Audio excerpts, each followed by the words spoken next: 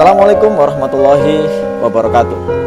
Sahabatku yang luar biasa, suatu saat tersebutlah seekor ikan yang bernama Jonathan dimasukkan ke sebuah akuarium besar, ke sebuah akuarium kotak yang sangat besar.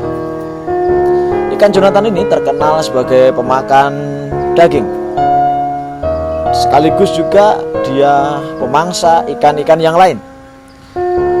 Hari pertama sama pemiliknya dikasih makan daging, maka ikan Jonathan pun makan dengan sangat lahap.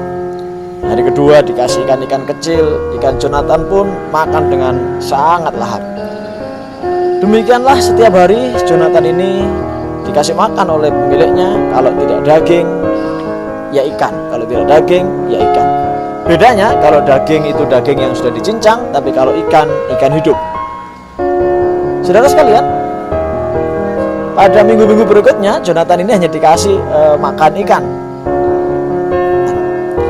Suatu saat pada tengah malam, pemiliknya mencoba memasukkan sebuah akuarium tabung yang atas bawahnya tidak ada tutupnya.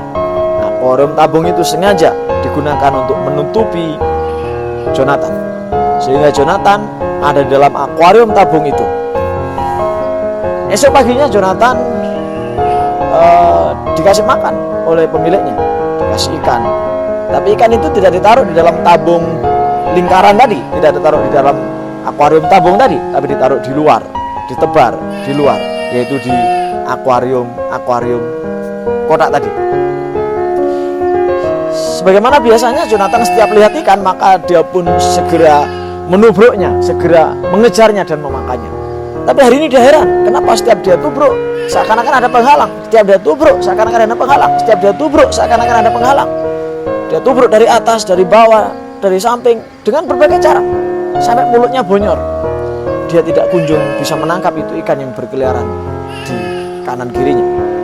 Dia tidak tahu bahwa dia sudah dikurung dengan akuarium tabung. Seminggu kemudian diambillah akuarium tabung itu ketika tengah malam oleh pemiliknya, dan besok paginya ditebarkanlah kembali ikan-ikan kecil di akuarium kotak yang besar itu.